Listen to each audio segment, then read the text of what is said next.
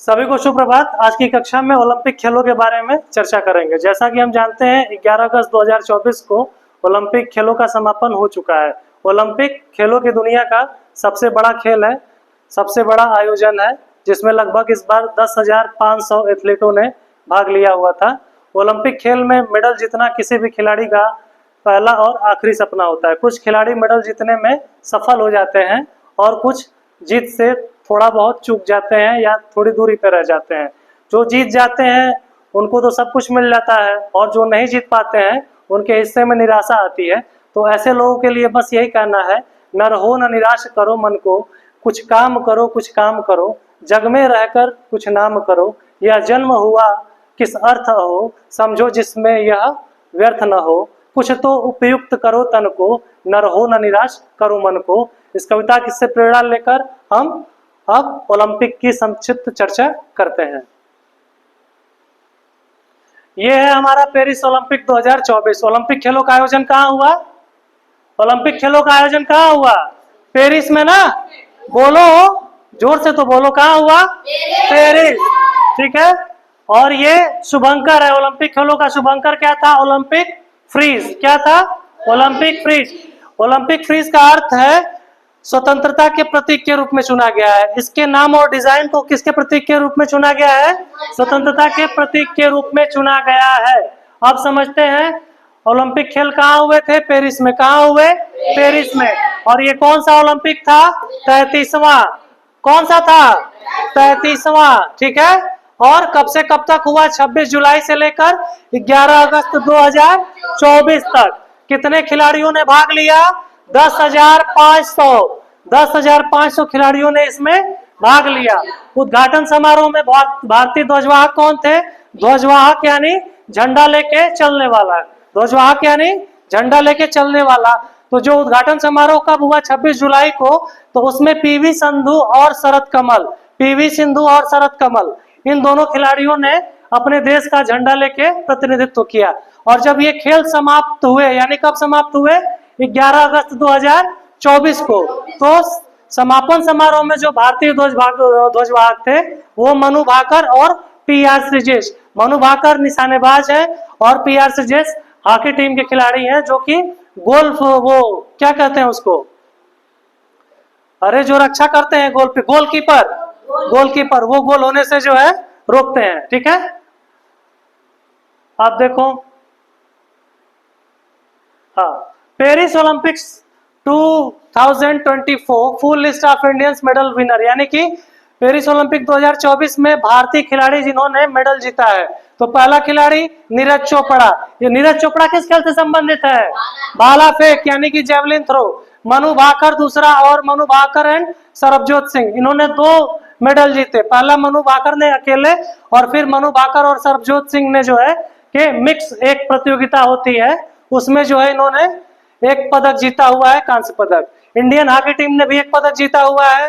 अमन शहरावत, अमन शहरावत ने किसमें जीता? कुश्ती में। ठीक है। और स्वप्निल कुसाले, स्वप्निल कुसाले जो है शूटिंग में, ये भी एक पदक जीत के आए हैं। अब देखो, इसको पहचानते हो? इनको कौन है? ये नीरज चोपड़ा। दोनों ओर लिखा हो भारत, दोनों ओर लिखा हो भारत, सिक्का वही उछाला जाए, तू भी है राणा का वंशज, फेंक जहां तक भाला जाए। ये जो है कि नीरज चोपड़ा है, ये जेवलिन फेंकते हैं। जेवलिन यानी कि भाला। और ये बहुत ही बढ़िया खिलाड़ी हैं। पिछले ओलंपिक में इन्होंने भारत को गोल्ड मेडल दिलाया था, लेकिन इस बार जो है कि ये सिल्वर मेडल ही ला पाए, गोल्ड ये नहीं जीत पाए इस बार। अब मारी छोरिया छोरों से कम है के? ये है मनु भाकर। कौन है? मनु भाकर। यहाँ पे मैंने लिखा है मारी छोरिया छोरों से कम है के, कम है के। इसका मतलब ये है कि लड़कियां जो है कि लड़कों से कम नहीं है, वो हर क्षेत्र में आगे आ रही है, पढ़ाई लिखाई से लेके और खेल कूद में भी। मनु भाकर ने 2 पदक जीते हैं। ठीक है। मनु भाकर ने 2 कांस्य पदक जीते हुए हैं। अब आ जाओ, देखो ये मनु भाकर वो अकेले जीती थी कांस्य पदक, और यहाँ पे एक मिक्स प्रतियोगिता हुई थी जिसमें मनु भाकर एंड सरबजोत सिंह ये ब्रोंज जीते हैं 10 metre air pistol mixed team में। ठीक है। अब आ जाओ, विनेश फोगाट। ये बड़ी सबसे जो है कि दुर्भाग्य इनका रहा इस खेल में, कि ये पदक जीतते जीतते जो है कि डिस्क्वालीफाई हो गए ओलंपिक से, इनको कुछ भी नहीं मिला। इतना भी गुमान ना कर अपनी जीत पे ए बेखबर, इतना भी गुमान ना कर अपनी जीत पे ए बेखबर, शहर में तेरी जीत से ज्यादा चर्चे तो मेरी हार के हैं। होता क्या है कि ये खिलाड़ी जो है हमारे विनेश फोगाट जी, ये फाइनल में चले जाती हैं कुश्ती के 50 किलोग्राम में। 50 किलोग्राम का जो कुश्ती का फाइनल होता है उसमें चली जाती हैं, लेकिन अचानक इनका एक रात पहले वजन 2 किलो बढ़ जाता है। कुश्ती में क्या होता है कि जो खिलाड़ी लड़ेंगे दोनों के वजन बराबर होने चाहिए, तो इनका वजन जो है कि 2 किलो बढ़ जाता है। अब ये बेचारी रात भर मेहनत करती है कि कैसे भी 2 किलो घटाया जाए, लेकिन खेल समय होने के कुछ देर पहले तक जब जांच होती है दोबारा, तो इनका वजन 100 ग्राम अधिक पाया जाता है।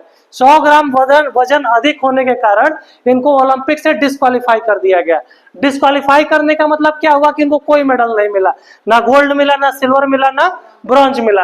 अगर ये लड़ के हार भी गई होती तो ये सिल्वर मेडल पा जाती, लेकिन इनको कुछ भी नहीं मिला। बहुत दुर्भाग्य रहा इनका। अब हम देखते हैं हॉकी। हॉकी में हम लोगों ने कांस्य पदक जीता है। हॉकी में क्या जीता है?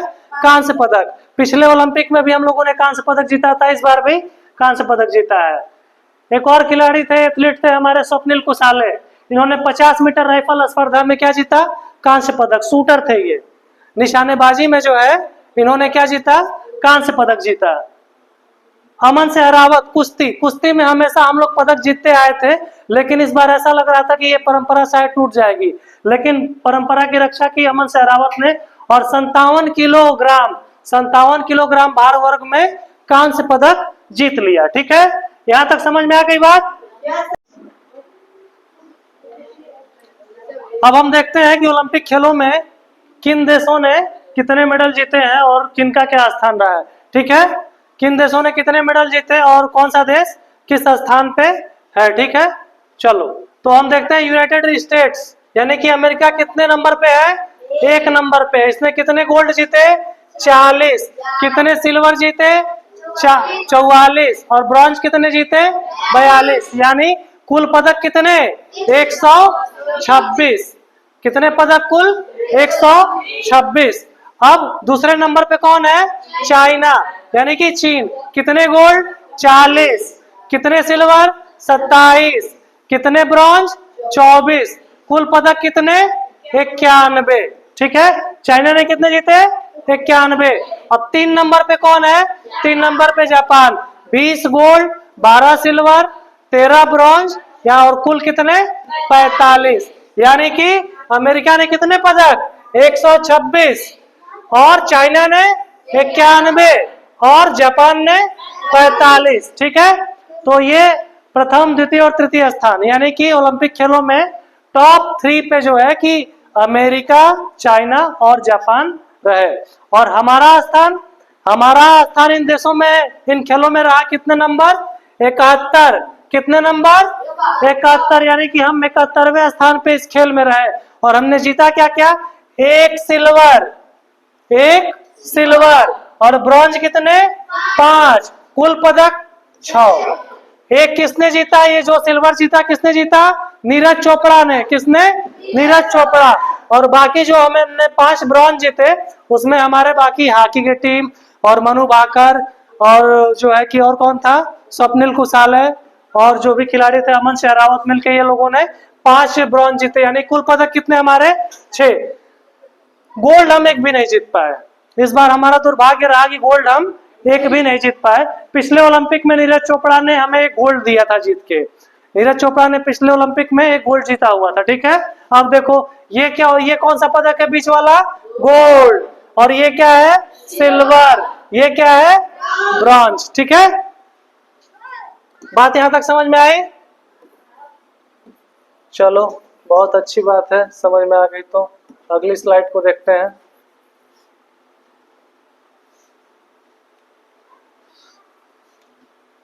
हाँ, प्रथम स्थान पे कौन है?